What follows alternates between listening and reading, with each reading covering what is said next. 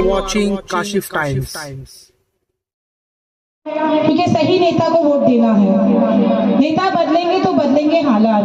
मलाड मालवानी के जो हालात है उस हालात को देखते, मुसलमानों पे जो बर्बरता हो रही है उसको देख के, ऐसे खामोश रहने वाले नेता को देख के मुझे आज आपके दरमियान संविधान को लेकर मैं आज आजाद उम्मीदवार हूँ। और आपको बता दूं, आजाद समाज पार्टी का मुझे सपोर्ट मिला है।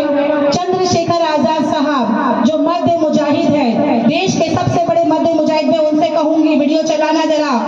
देश के सबसे बड़े चंद्रशेखर आजाद साहब वो मर्द मुजाहिद है जो मुसलमान और दलितों की आवाज बनते हैं, जिन्होंने अपनी बहन की गुहार को, एक पुकार को सुन लिया और कह दिया, रिजवाना तुम अकेली नहीं हो, तुम्हारा भाई चंद्रशेखर आजाद तुम्हारे साथ है। तो मुझे खुशी है कि मेरे भाई आजाद समाज पार्टी के जो एक आजाद उम्मीदवार के साथ खड़े हैं, तो मुझे गर्व महसूस हो रहा है। ऐसे चंद्रशेखर आजाद साहब भाई जब मेरे साथ है तो मुझे क्यों डर है, किस बात का डर है? अरे यहाँ का भी तो एक भाई है। कैसा भाई है?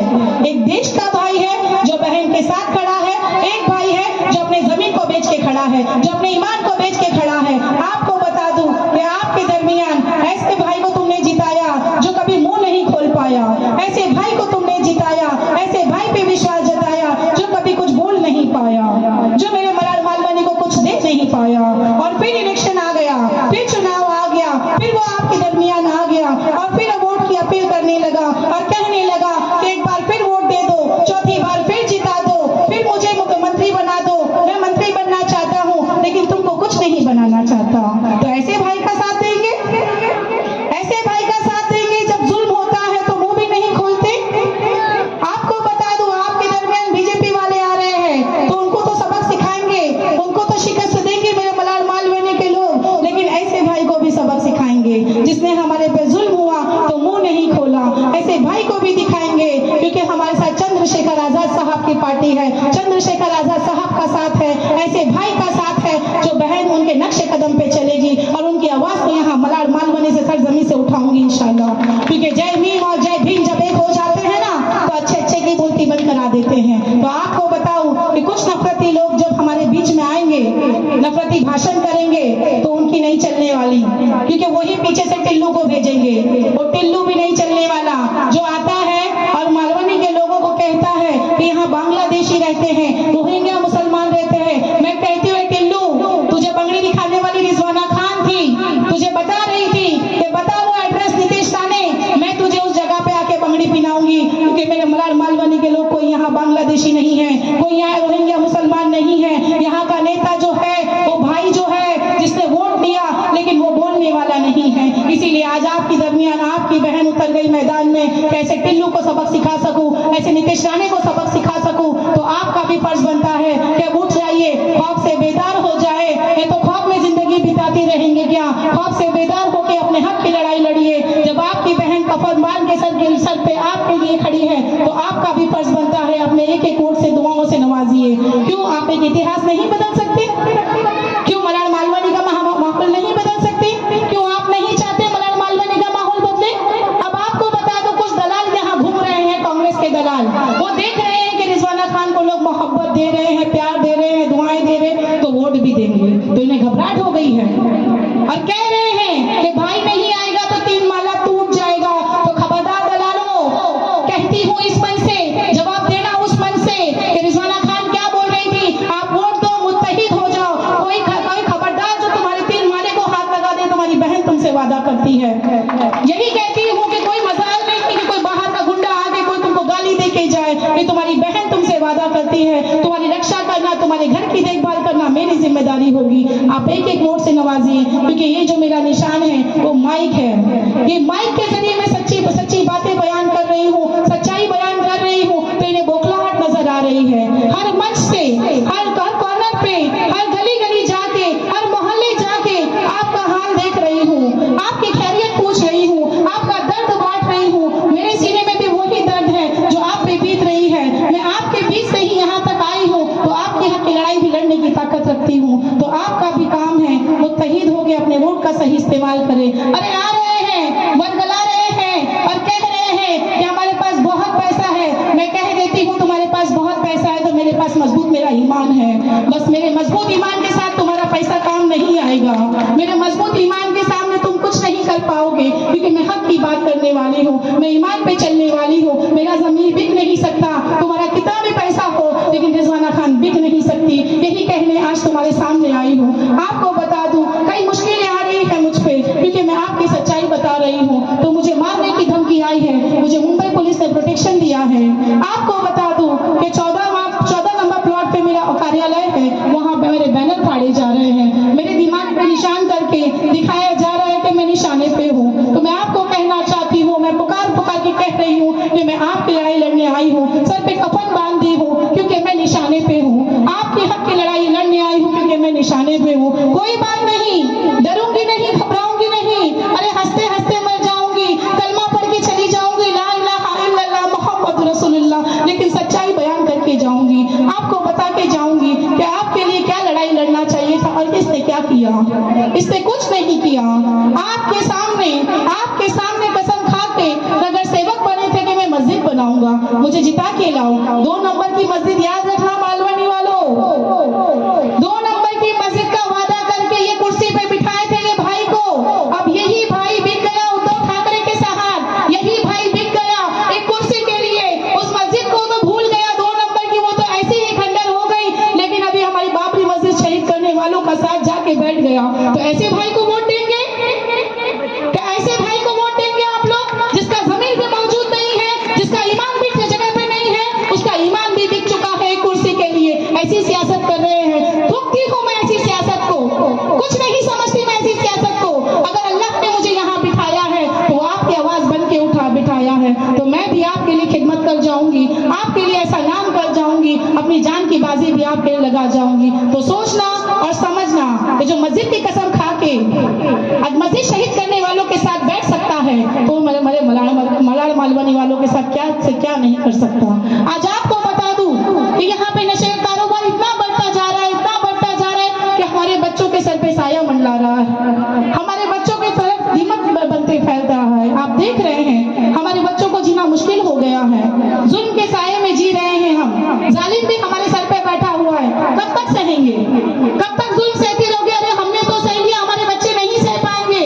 बहुत हो चुके दुख के दिन, अब नहीं हम सह पाएंगे। अब तुमको हालात बदलना होगा, नेता बदलना होगा। जब नेता बदलोगे तो मालूम नहीं के बदलेंगे हालात। आपको आगे आके 16 नंबर के बटन पे वोट देकर आपको अपनी ताकत दिखाना पड़ेगा। अरे मैं कहती हूँ उनको कि डर गए डराने वाले, मर गए मारने वाले, ये बहन खड़ी थी और खड़ी रहेगी इंशाल्लाह। मेरे मालूनी की आवाज बन के मैं खड़ी थी और खड़ी रहूंगी इंशाल्लाह। आपको बता दूं 2019 में आपने वोट दिए, एमएलए बनाए, ये कैबिनेट मंत्री बन गए। कैबिनेट मंत्री बनने के बाद क्या से क्या कर सकते थे ये मलाड़ मालवनी के लिए, लेकिन इन्हें कुछ नहीं करना था, इन्हें कुर्सी की गर्मी चाहिए थी। तो आपको बता दूं कि जब हमारी बकरी ईद आई, 2020 की बात कर रही हूँ भाई, ऑनलाइन बकरा खरीदने के लिए उद्धव ठाकरे ने ऐलान कर दिया कि सारे मुसलमान अगर ईद बनाना है तो ऑनलाइन बकरा खरीदो। कोरोना चल रहा था तो सभी ने ऑनलाइन बकरा खरीदना काम शुरू कर दिया, क्योंकि हमें अल्लाह के नाम पे कुर्बानी करनी थी ना। वही ऑनलाइन बकरी की गाड़ी जो आ रही थी उसे महाराष्ट्र बॉर्डर पे रोका गया, महाराष्ट्र बॉर्डर पे रोका गया, लेकिन ये कहा गया वहां पे कि यहाँ से गाड़ी नहीं छोड़ी जाएगी, मंत्रियों का आदेश है, इसीलिए गाड़ी नहीं छोड़ी जाएगी, आपको बकरीद मनाने नहीं दिया जाएगा। तब वहां पे आपका भाई नहीं पहुंचा, आपकी बहन रिजवाना खान यहाँ से 200 किलोमीटर जाकर वहां पे भूख हड़ताल करी, वहां की सरकार के आंख में आंख डाल के बात करी। 3 दिन मैं भूखी बैठी मेरी कौम के लिए, ये कुर्बानी हमारे अल्लाह के नाम के लिए है, कुर्बानी करने दे दो, हाथ जोड़ी उनके। लेकिन इस नेता को मैंने फोन की तो इस नेता ने फोन नहीं उठाया। तो ऐसे नेता को जिताओगे जो हमारी कुर्बानी के लिए मुंह नहीं खोला, फोन नहीं उठाया? वहां 3 दिन आपके लिए भूख हड़ताल पे, मेरी कुर्बानी के लिए, अल्लाह के नाम पे कुर्बानी होती। मैं 3 दिन वहां भूख हड़ताल करी, मेरा शुगर 52 हो गया था। उसके बाद मुझे दूसरी जिंदगी मिली, तब से मैंने तय की हूँ कि जब जितना जीऊंगी तब तक अपने कौम के लिए जीऊंगी। हाँ मैं जीऊंगी, अपनी कौम की हिफाजत करूंगी। हाँ मैं मरूंगी तो भी कौम का नाम लेके मरूंगी, कलमा पढ़ के मरूंगी, ला इलाहा इल्लल्लाह मुहम्मद रसूलुल्लाह, लेकिन अपनी कौम पे आंच नहीं आने दूंगी। अगर अल्लाह ने मुझे नवाजा है, इस मुकाम पे बिठाया है, तो इसका मैं पूरा फर्ज मेरे अल्लाह को दिखा के जाऊंगी। तो आपको यही कहती हूँ कि ऐसे नेता को मत जिताना जब मुश्किल आई तो दरबे में घुस जाए, ऐसे नेता को मत जिताना जो खामोश इख्तियार करके बैठ जाए अपनी कुर्सी के लिए, ऐसे नेता को जिताना जो आपकी आवाज बन के विधानसभा में उठा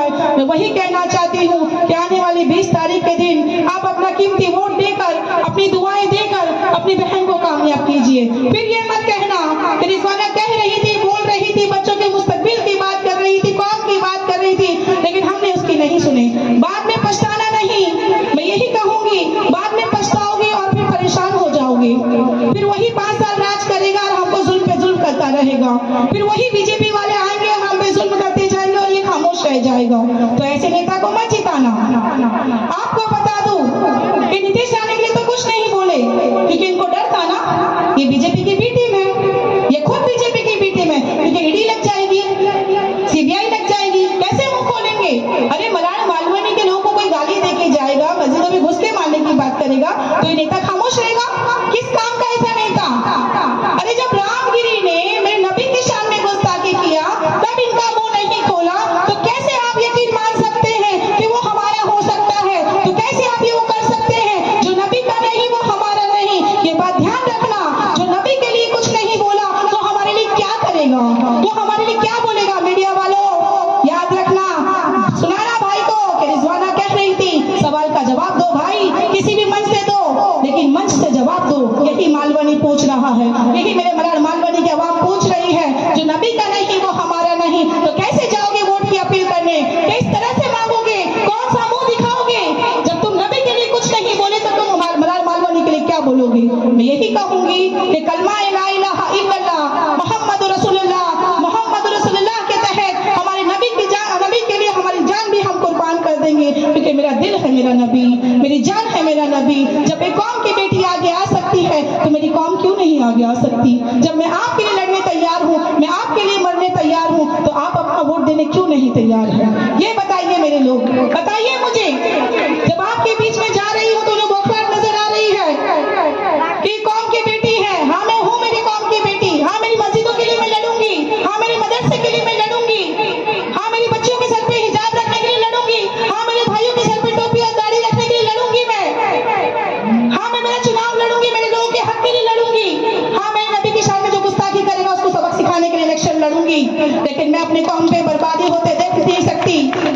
जिसको जो केस बनाना है बना ले, क्योंकि संविधान ने मुझे अधिकार दिया है, उस संविधान के अधिकार से मैं अपने इस्लाम पे चल सकती हूँ, मैं अपनी कौम की रहबर बन सकती हूँ। हाँ मैं बनूंगी, अपने मलाड मालवनी के कौम की रहबर बनूंगी इंशाल्लाह। अगर अल्लाह ने चाहा तो आप अपने वोट देंगे, अपनी ताकत को नवाजेंगे। ये माइक जो है ये मेरे मलाड मालवनी की आवाज बनेगा इंशाल्लाह, ये मेरे कौम की रहबर बन के दिखाऊंगी इंशाल्लाह। मैं डरने और घबराने वाली नहीं, क्योंकि मैं जिसकी बंदी हूँ अल्लाह की बंदी हूँ। अल्लाह के आगे झुकूंगी, किसी के आगे झुकने वाली नहीं, किसी के सामने बिकने वाली नहीं, क्योंकि मेरा ईमान सच्चा है, मेरा ईमान सच्चा है, इसीलिए मैं बिकने वाली नहीं। मुझे कह रहे थे बिक जाएगी, बैठ जाएगी, डर जाएगी। अरे डर गए डराने वाले, मर गए मारने वाले। तुम्हारी बहन खड़ी थी, खड़ी है और खड़ी रहेगी इंशाल्लाह। मरते दम तक आपकी आवाज बन के रहूंगी इंशाल्लाह। बस आप भी मुत्तहिद हो जाइए। ईवीएम मशीन पे 16 नंबर पे मेरा बटन है, आपसे अपील करती हूँ, गुजारिश